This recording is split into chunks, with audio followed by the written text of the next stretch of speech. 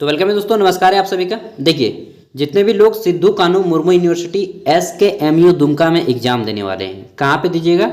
SKMU university की ओर से अगर आप एग्जाम दे रहे हैं सेमेस्टर 1 में, तो आप लोगों ने डिमांड किया है कि भाई अंडरस्टैंडिंग इंडिया का हमें पेपर दे दीजिए कि हमारा पेपर कहाँ से आएगा, किस टाइप से आएगा। तो देखिए, मैंने हिंदी और इंग्लिश दोनों भाषाओं में पेपर को रेडी किया है। ये इनके ऑफिशियल वेबसाइट से निकाला है।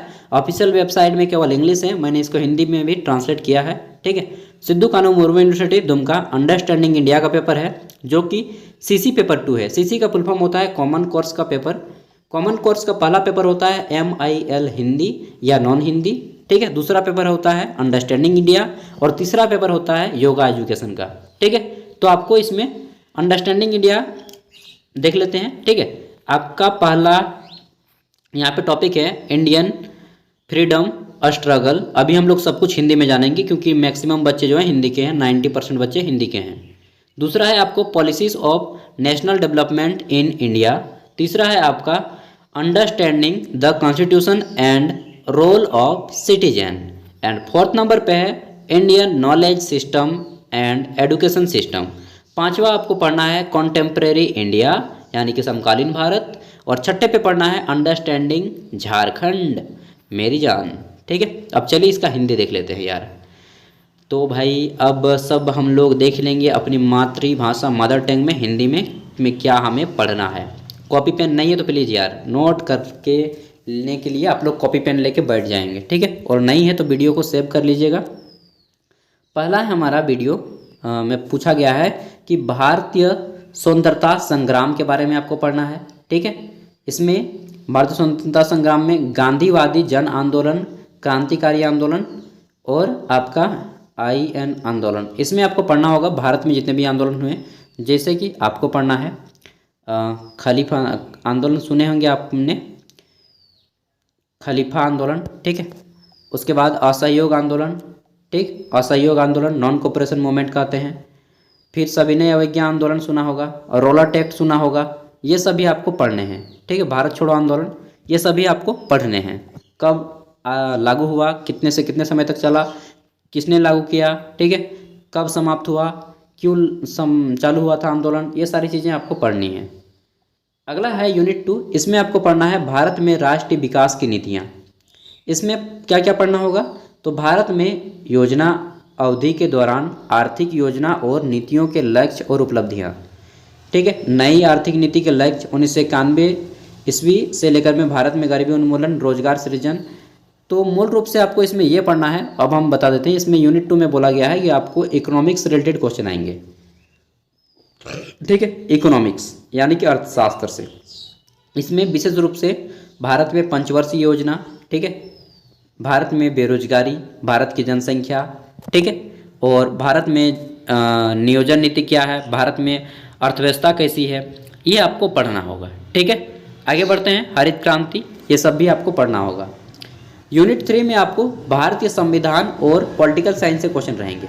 ठीक है, भारतीय संविधान और नागरिकों की भूमिका। इसमें आपको क्या क्या पढ़ना होगा कि भारतीय संविधान कब बना, कैसे बना, कहाँ से क्या क्या लिया गया है, कितने मौलिक अधिकार हैं, कितने मौलिक कर्तव्य हैं। ठीक है, भारतीय जो लोकतंत्र है इसमें कौन क्या था, जो संविधान बना उसमें कौन अध्यक्ष, किसकी अध्यक्षता थी।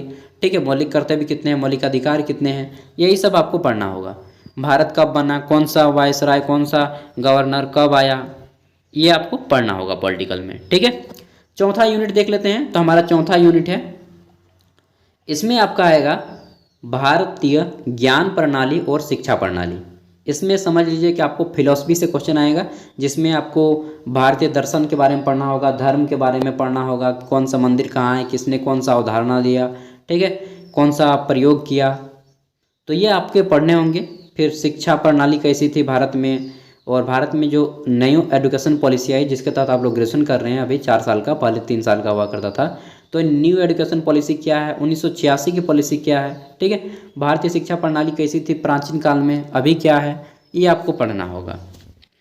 आगे देख लेते हैं। तो आगे पढ़ना है आपको समकालीन भारत यानी कि करंट अफेयर, करंट का भारत, वर्तमान भारत। समकालीन मतलब होता है अभी के समय के काल का। ठीक है, इसमें पढ़ना है रियासतों का एकीकरण कैसे हुआ, कुल कितने रियासत थे भारत में, जूनागढ़ और जो हैदराबाद, और एक हैदराबाद का निज़ाम, और एक था ना कश्मीर से रियासत, उनको बड़ी दिक्कत हुई थी, इनके बारे में पूछा जाएगा।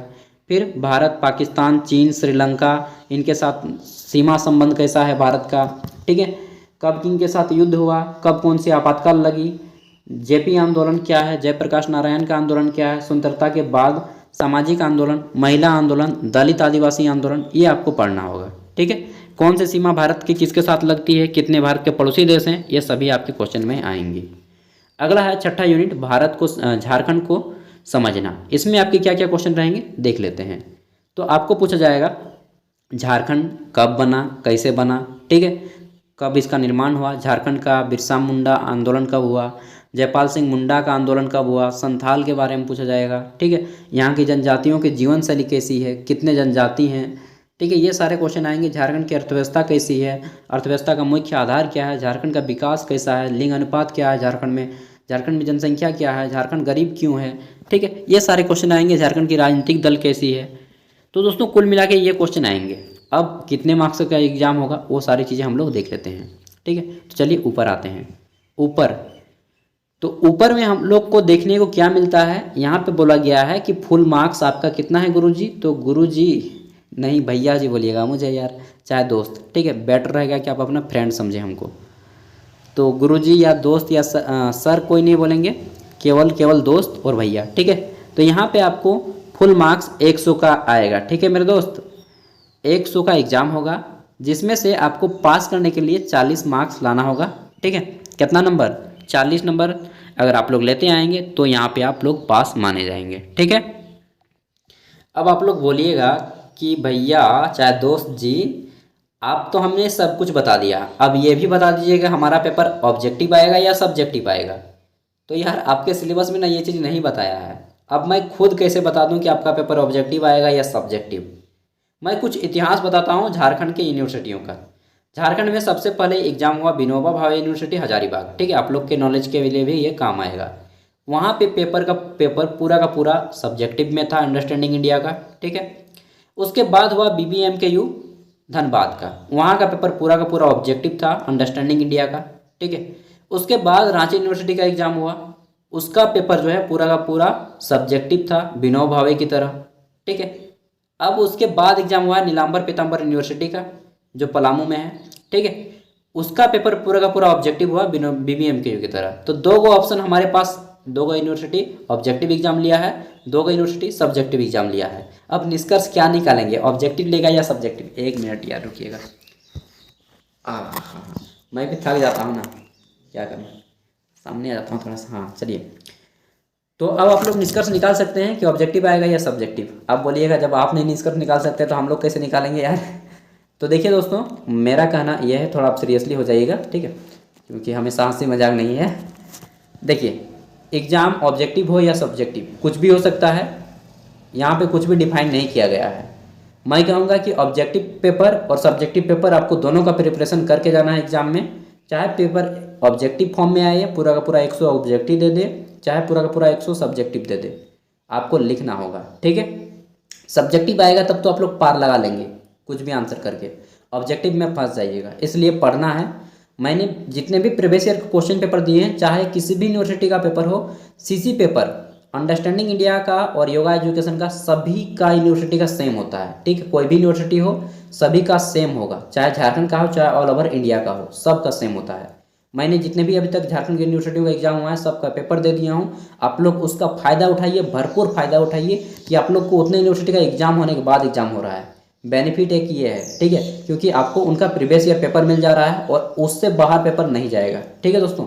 मैंने लगभग 400-500 ऑब्जेक्टिव क्वेश्चन अपलोड किए हैं, ठीक है, एंड अब भी कर दूंगा। इसके बाद भी एक दो क्वेश्चन नीलांबर पीताम्बर यूनिवर्सिटी वाला नहीं किया हूँ, उसको जल्दी कर दूंगा, उसको भी देख लेना है, ऑब्जेक्टिव है उसका, ठीक है। और सब्जेक्टिव और BBMKU का मैंने कर दिया है, विनोबा भावे का कर दिया है, रांची यूनिवर्सिटी का भी कर दिया है, उसको देखिए, फ़ायदा उठाइए। वीडियो का डिस्क्रिप्शन में लिंक मिल जाएगा या फिर यूट्यूब में सर्च मार लीजिएगा। यार थक गया बोलते बोलते। अब मूल मुद्दा ये है कि एग्ज़ाम जो भी हो आपको तैयारी करना है फुल डेडिकेशन के साथ, पूरी निष्ठा के साथ मेहनत करनी है, ठीक है, क्योंकि अब ग्रेजुएशन वो नहीं बात रहेगी कि चलो आया राम गया राम, वो अब नहीं हुआ। अब ग्रेजुएशन में पढ़ना पड़ेगा दोस्त, ठीक है। मिलते हैं अगले वीडियो में, तब तक के लिए भाई एक चीज़ रिक्वेस्ट होगी कि यार आप लोग का एग्जाम होता है तो प्लीज़ नीचे में जो नंबर आ रहा है इस व्हाट्सएप नंबर पे हमें अपना क्वेश्चन पेपर सेंड कर दीजिएगा। इस नंबर पे फ़ोन नहीं करना है, निषेध है इस फ़ोन पे। इस पर केवल अगर आपको समस्या है कोई भी चीज़ की तो आप इसमें व्हाट्सएप कर दीजिएगा। जब भी मैं खाली रहूँगा आपके कमेंट का आंसर कर दिया जाएगा। ठीक है, थैंक यू, मिलते हैं अगले वीडियो में, बाय।